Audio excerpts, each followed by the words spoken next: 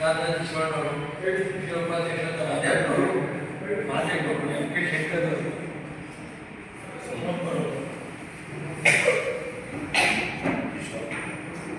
ವಿಶ್ವರವರು. ಮೊದಲನೇದಾಗಿ ಕನಕ ಜಯಂತಿಯ ಕಾರ್ಯಕ್ರಮವನ್ನು ತಾವೆಲ್ಲ ಬಹಳ ಹೆಚ್ಚಾಗಿ ಪ್ರೋತ್ಸಾಹಿಸಿ ತಮ್ಮ ಮಾಧ್ಯಮಗಳ ಮುಖಾಂತರ ಜನತೆಯನ್ನು ತಲುಪಲು ಮಾಡಿದ್ದಾರೆ. ಮತ್ತು ಕಾರ್ಯಕ್ರಮ ಕೂಡ ಸಾಕಷ್ಟು ಎಲ್ಲ ಪತ್ರಿಕೆಗಳಲ್ಲೂ ಕೂಡ ಅದರ ಬಗ್ಗೆ ಚೆನ್ನಾಗಿ ವಿಷಯನ ಸಾರ್ವಜನಿಕರಿಗೆ ತಿಳಿಸ್ತಕ್ಕಂಥ ಕೆಲಸಗಳನ್ನ ಮಾಡಿದ್ದೀವಿ. ಅದಕ್ಕೊಂಡೆ ಪ್ರಚಾರವನ್ನು ಕೊಟ್ಟಿದ್ದೀವಿ. ಅದಕ್ಕಾಗಿ ಮೊದಲನೇದಾಗಿ ತಮ್ಮೆಲ್ಲರಿಗೂ ಕೂಡ ಧನ್ಯವಾದಗಳನ್ನ ಹೇಳ್ತಾ, ಈ ಕಾರ್ಯಕ್ರಮದ ಮುಂದುವರೆದ ಭಾಗವಾಗಿ 22ನೇ ತಾರೀಕು ಶುಕ್ರವಾರ ಪ್ರತಿಭಾ ಪುರಸ್ಕಾರ ಏರ್ಪಾಡು ಮಾಡಲಾಗಿದೆ. ಪ್ರತಿಭಾ ಪುರಸ್ಕಾರಕ್ಕೂ ಕೂಡ ನಮ್ಮ ಪತ್ರಿಕೆಯಲ್ಲಿ ಮತ್ತೊಮ್ಮೆ ಜನಗಳಿಗೆ ತಿಳಿಸತಕ್ಕಂಥ ಕೆಲಸಗಳನ್ನ ಮಾಡಿ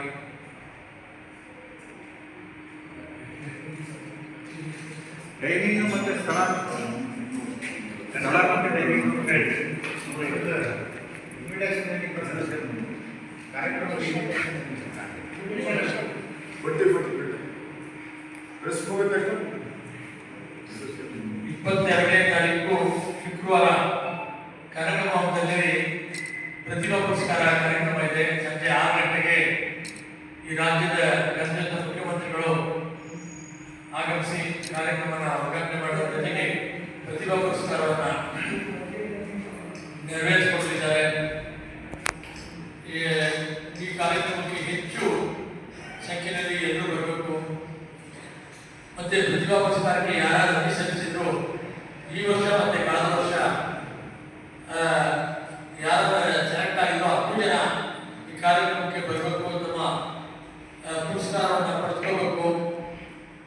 ವಿಜಯೋತ್ಸವ ಸಮಿತಿ ನೀಡತಕ್ಕಂಥ ಪುರಸ್ಕಾರವನ್ನು ಮುಖ್ಯಮಂತ್ರಿಗಳ ಕೈಯಿಂದ ಸ್ವೀಕಾರ ಮಾಡಬೇಕು. ಮತ್ತೆ ಆ ಕಾರ್ಯಕ್ರಮದಲ್ಲಿ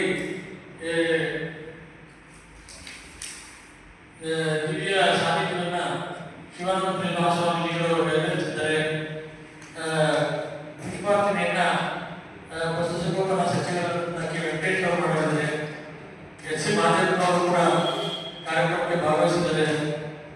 ಅಧ್ಯಕ್ಷತೆ ಸೋಮಶೇಖರ್ ಮತ್ತೆ ಮುಖ್ಯ ಅತಿಥಿಗಳಾಗಿ ಸುನೀಲ್ ಘೋಷ್ ಅವರು, ತನ್ವೀರ್ ಸೇಠ್ ಅವರು, ಯತೀಂದ್ರ ಸಿಂಗಾಪುರಿ ಅವರು, ಕೆ ಹರೀಶ್ ಗೌಡ ಅವರು, ತಿಮ್ಮಯ್ಯ ಜಿ ಟಿ ಹರೀಶ್ ಗೌಡ, ಅಯ್ಯಪ್ಕಾಂತ್ ಅವರು, ದೇವೇಗೌಡ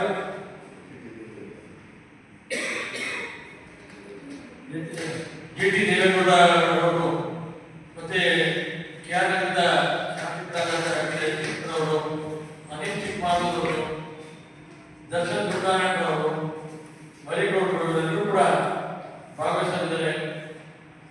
ಈ ಕಾರ್ಯಕ್ರಮದಲ್ಲಿ ಸಂಗೀತ ಕಾರ್ಯಕ್ರಮ ಕೂಡ ಸಂಜೆ 5 ಗಂಟೆಗೆ ಇರುತ್ತೆ. ಮತ್ತೆ ಏನು ಸ್ಪರ್ಧೆಯಲ್ಲಿ ಬೇರೆ ಬೇರೆ ಸಾಧನೆಗಳು ಮಾಡಿರ್ತಾರೆ, ಕ್ರೀಡಾರಂಗದಲ್ಲಿ ಬೇರೆ ಬೇರೆ ಸಾಧನೆ ಮಾಡುವಂಥವ್ರು ಕೂಡ ಅದನ್ನ ಪ್ರತಿಭಾ ಪುರಸ್ಕಾರ ಇರುತ್ತೆ. ಅದರ ಪ್ರಯೋಜನವನ್ನು ಎಲ್ಲರೂ ಪಡೆದುಕೊಳ್ಬೇಕು. ಮತ್ತೆ ತಮ್ಮ ಮುಖಾಂತರ ಕೇಳ್ಕೊಳ್ಳೋದೇನಪ್ಪ ಅಂತಂದ್ರೆ, ಪ್ರತಿಭಾ ಪುರಸ್ಕಾರದಲ್ಲಿ ಯಾರು ಅರ್ಜಿ ಸಲ್ಲಿಸಿದ್ರು ಎಲ್ಲರೂ ಕೂಡ